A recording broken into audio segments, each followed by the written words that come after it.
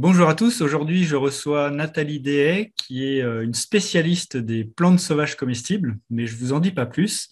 Bonjour Nathalie. Bonjour. Alors Nathalie, je vais tout simplement te laisser te présenter, nous dire un petit peu qui tu es et un petit peu ton expertise par rapport à ces plantes sauvages comestibles. Oui, alors je m'appelle Nathalie Day et je suis depuis toujours passionnée des plantes et aussi de cuisine. Donc aujourd'hui, je suis formatrice et auteure autour des plantes sauvages comestibles. Ouais, depuis le plus jeune âge, déjà, les plantes, ça a été vraiment ma passion. Et j'ai voulu faire un métier en lien avec la nature. Donc, j'ai fait des études d'écologie et d'éducation à l'environnement. Après, j'ai travaillé un peu dans l'éducation à l'environnement, mais j'ai eu un restaurant pendant 13 ans.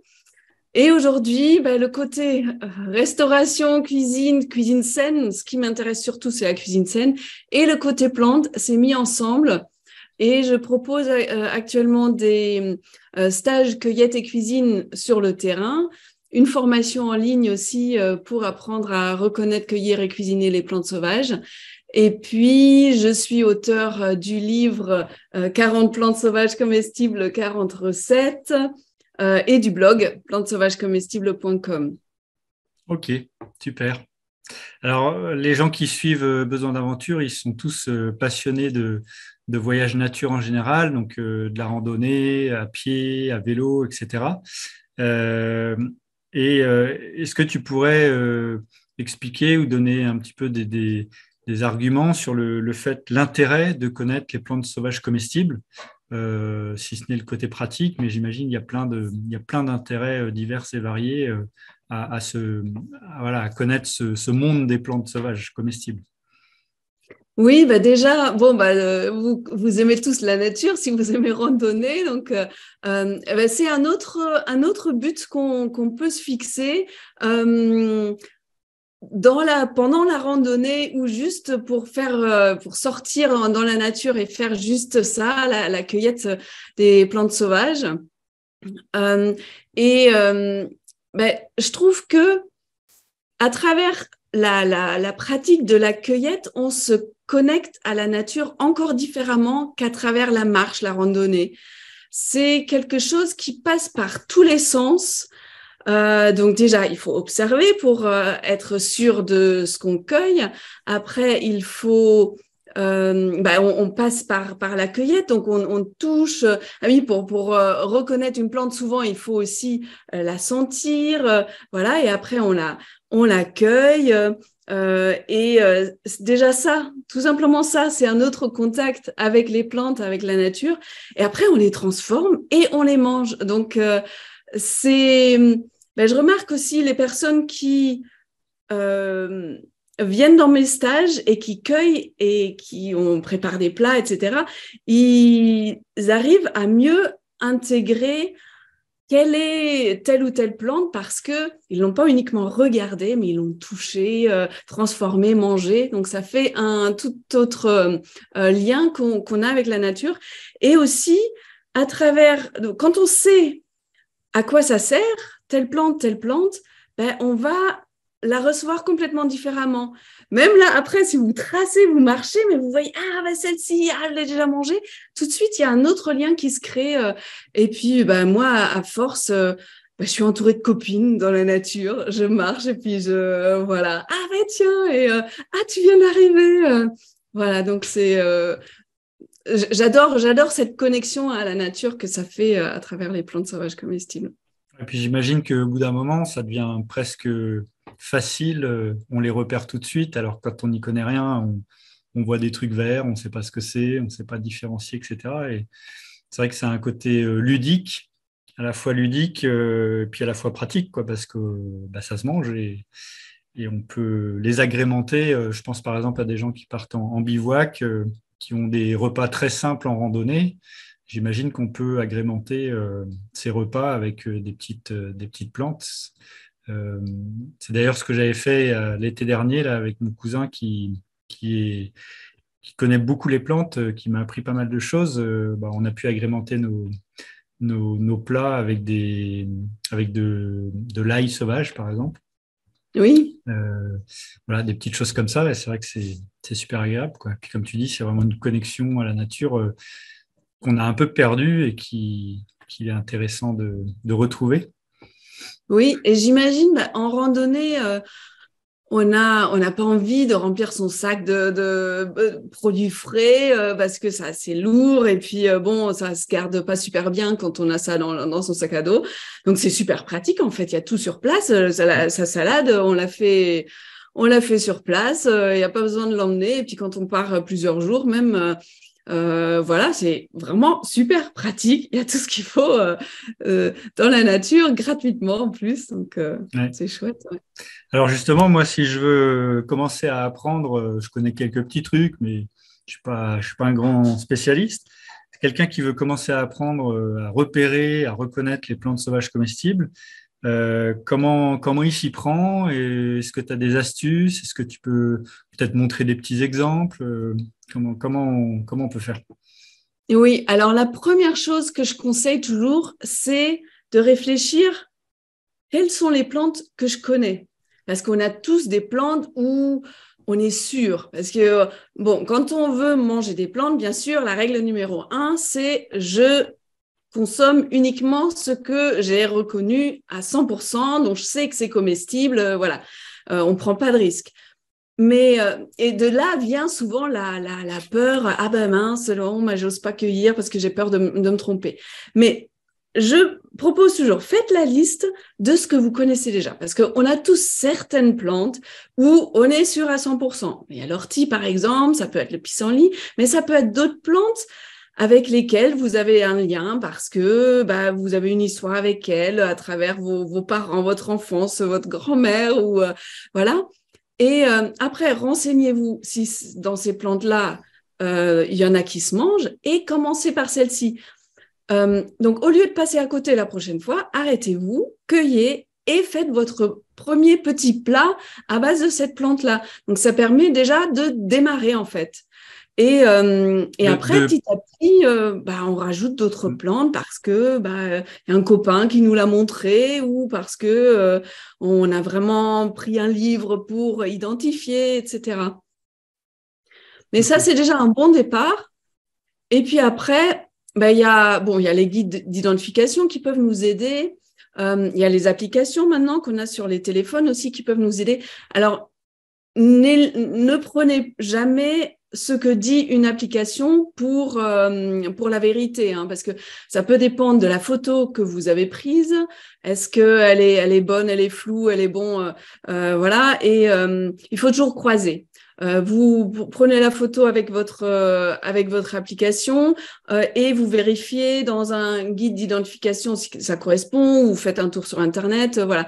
Mais il faut toujours croiser les sources, en fait. Et après, le truc, c'est observer, regarder les détails.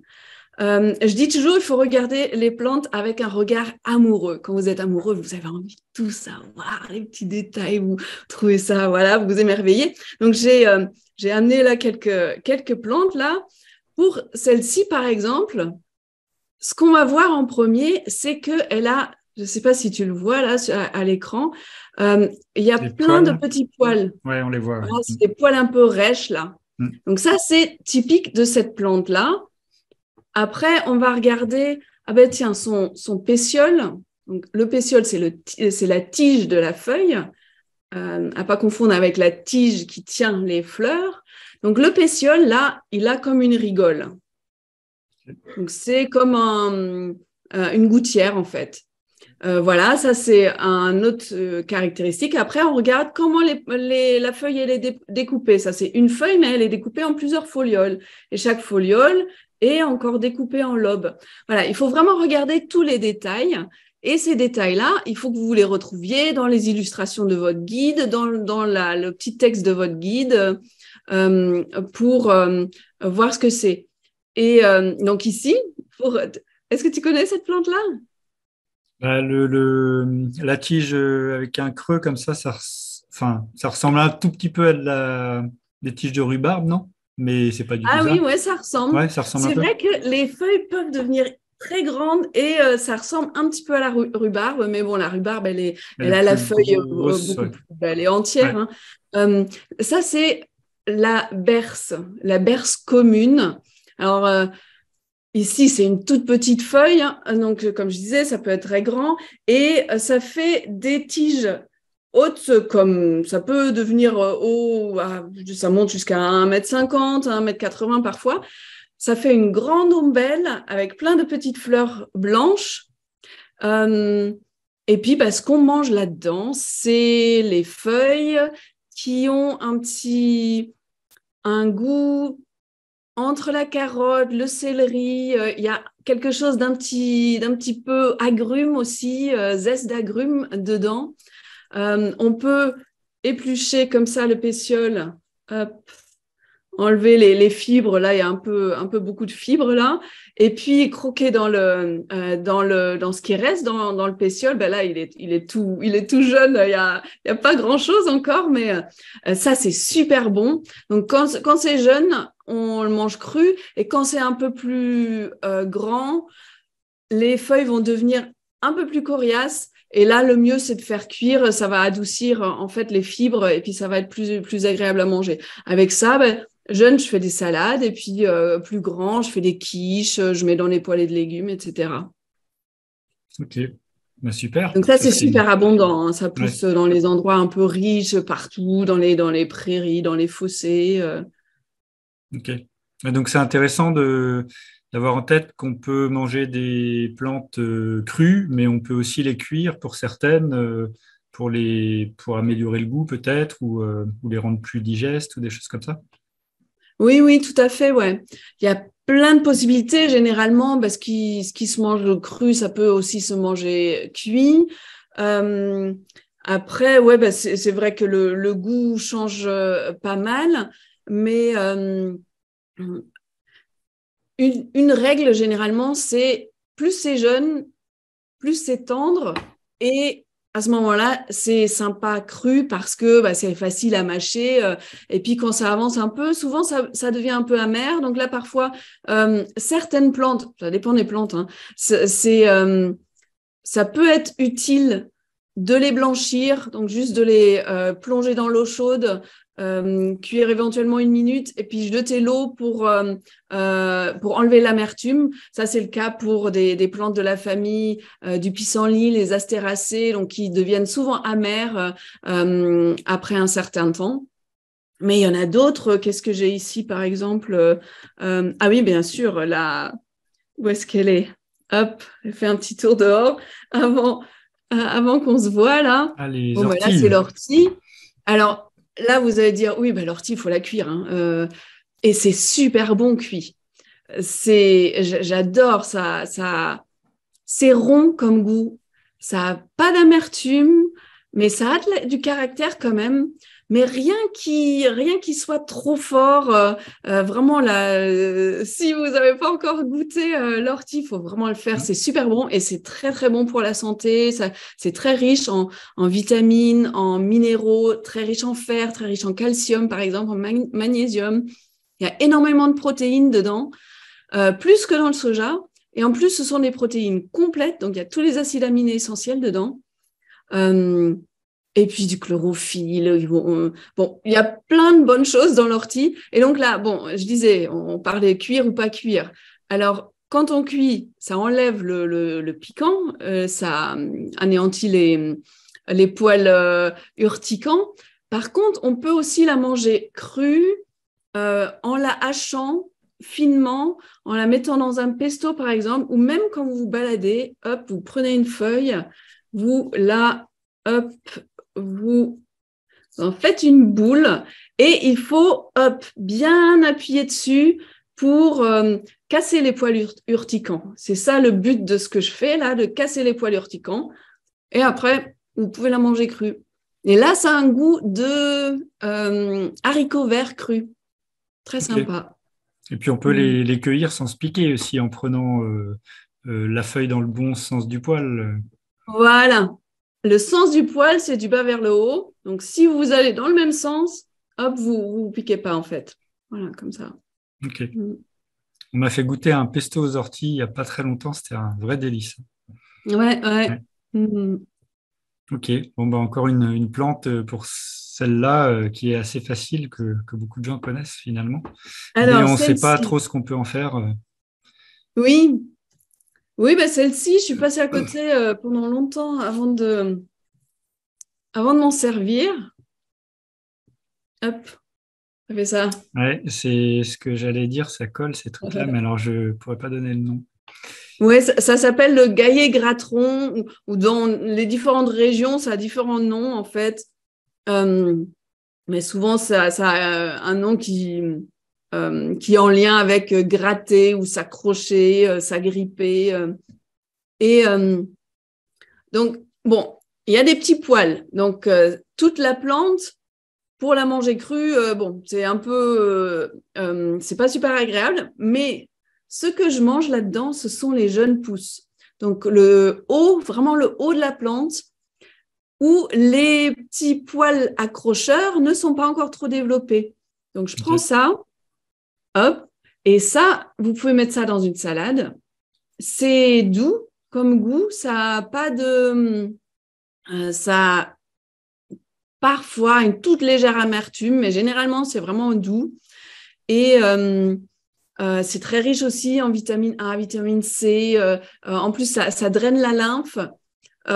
Et puis, donc dans les salades, j'en mets aussi dans les poêlées de légumes, dans les smoothies même. C'est tellement doux que même dans un smoothie aux fruits, ça peut être sympa. Et, euh, et puis, bah, pour reconnaître, donc vous avez le fait que ça accroche, et puis vous avez donc la tige assez droite qui est quadrangulaire. Donc, hop, hop, il y a des à-coups quand je la tourne. Donc, il y a 4 faces. Là aussi, il y a des petits poils accrocheurs. Et les feuilles sont en verticille. Donc, les feuilles partent du même endroit sur la tige en étoile. Et c'est ce que les botanistes nomment un verticille. Donc c'est en étage comme ça. Un étage de feuilles, un étage de feuilles, voilà. Et Ok. puis après, ça fera des toutes petites fleurs blanches, minuscules et des petites boules qui s'accrochent aussi. Et ces petites boules, on peut en faire du café torréfié et ça fait un succédané de café. D'ailleurs, on est dans la même famille botanique, les rubiacées, que le café. Donc c'est drôle. Ok.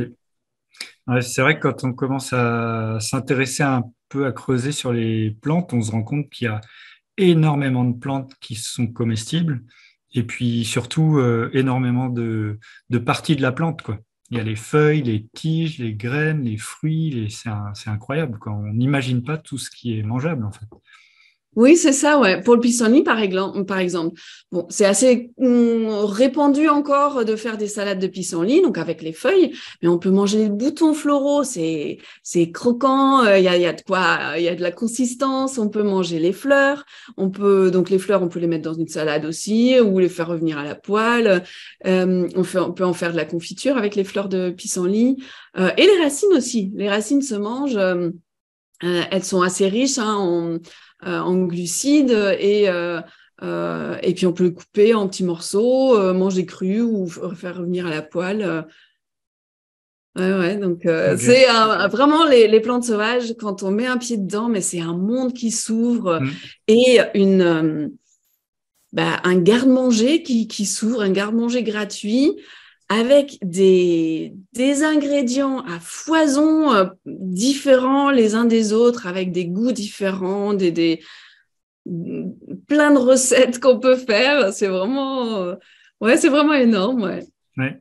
Ouais, puis je trouve que ça donne une sensation quand on commence à reconnaître quelques plantes, bah, on est fier en fait enfin pas pour les autres, mais pour soi, je trouve ça agréable de se dire tiens, ça maintenant je connais, je sais que c'est mangeable, je sais qu'est-ce que je peux faire avec. Enfin, moi ça m'apporte beaucoup de plaisir, même si j'y connais pas encore beaucoup, mais je trouve ça ouais, hyper agréable et bon, j'ai l'impression de revenir un peu au sens primaire qu'on a un peu perdu, quoi. C'était des choses très, très très simple et courante, j'imagine, il y a il y a très longtemps.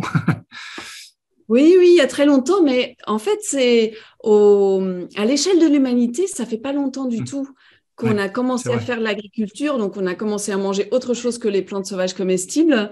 Euh, donc, quand on voit que l'humain, d'après les scientifiques, est apparu il y a 2,5 millions d'années et qu'il a commencé à faire de l'agriculture seulement en Europe centrale il y a 7 800 ans. Donc, ça fait sur une échelle longue comme ça, mais ça fait 2-3 millimètres en fait. Mm, Donc, ça fait vraiment pas longtemps et ça fait vraiment reconnecter avec nos origines, de retrouver les plantes sauvages, nos origines de chasseurs-cueilleurs qui, quelque part, sont toujours là. Je pense c'est aussi ce plaisir-là qu'on mm. Ouais, retrouve, quelque chose de très archaïque qu'on retrouve quand on cueille.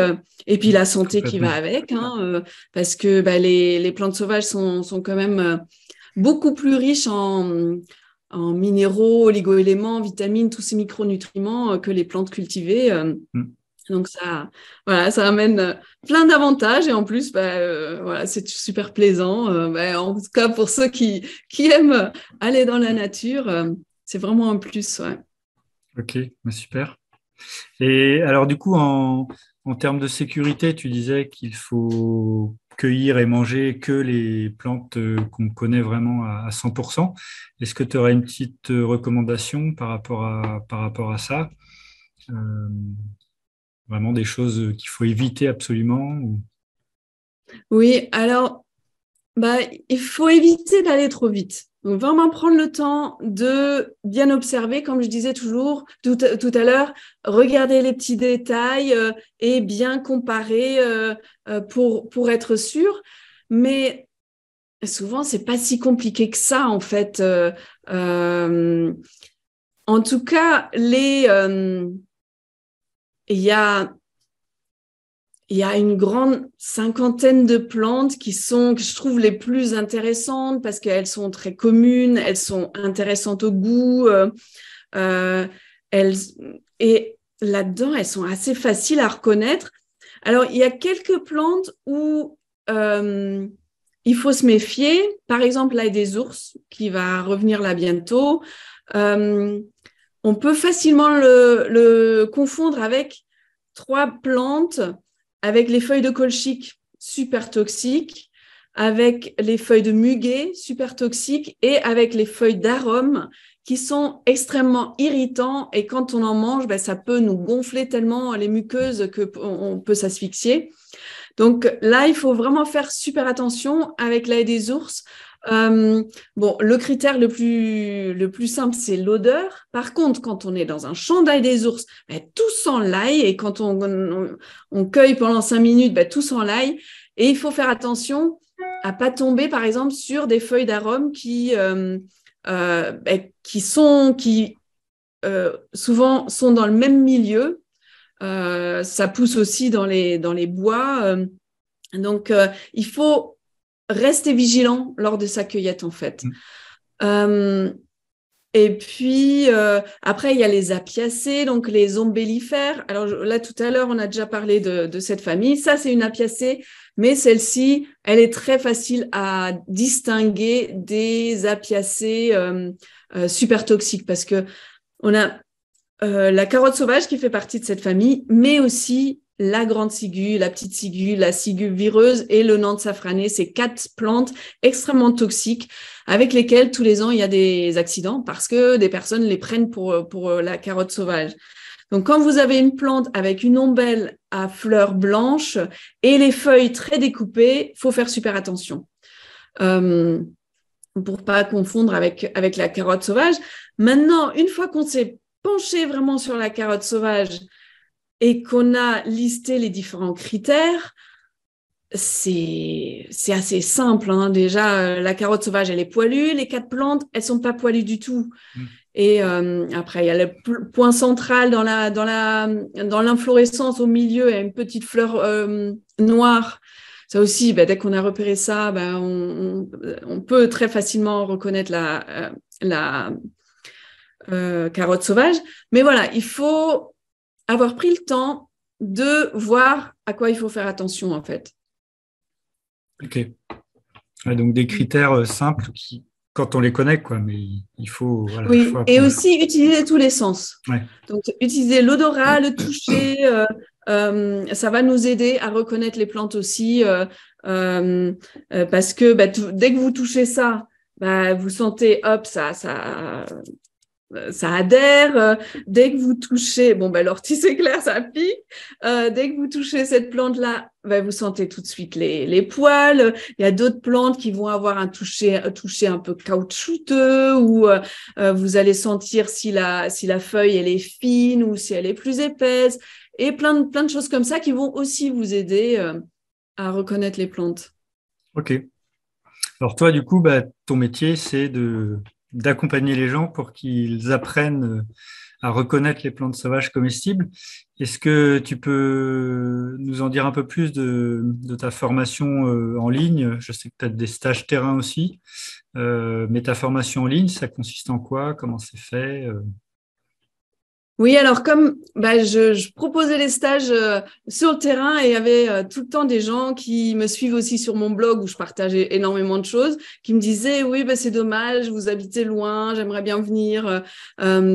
Et c'est ça qui m'a incité à faire une formation en ligne.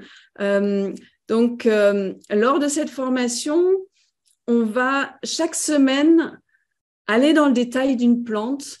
Donc, c'est une formation où j'accompagne pendant 9 mois, de mars à novembre, avec chaque semaine la découverte d'une nouvelle plante sous toutes ses coutures. Donc, déjà, on prend le temps de bien l'observer, bien l'identifier, tous les critères. Et puis, je donne aussi des informations sur, bien sûr, son habitat, sur ses propriétés, sur ses composants, qu'est-ce qu'elles nous apportent en termes de vitamines, minéraux, etc. Aussi quelques légendes ou quelques anecdotes autour des plantes. L'histoire, c'est toujours sympa aussi. Et puis, une deuxième partie, donc tout ça en vidéo et en fiche, dont on retrouve tout en vidéo, très illustré, où je montre la plante sous toutes ses facettes aussi. Et la même chose aussi en texte avec plein de photos. Et dans la deuxième partie, on va regarder tout ce qu'on peut manger, donc les différentes parties. Comme tu disais tout à l'heure, souvent, il n'y a pas qu'une chose qu'on peut manger, il n'y a pas que les feuilles souvent, mais plein d'autres choses qu'on peut manger dans une plante. Donc, on va regarder toutes ces parties. Quand est-ce que c'est le meilleur moment de cueillir chacune de ces parties?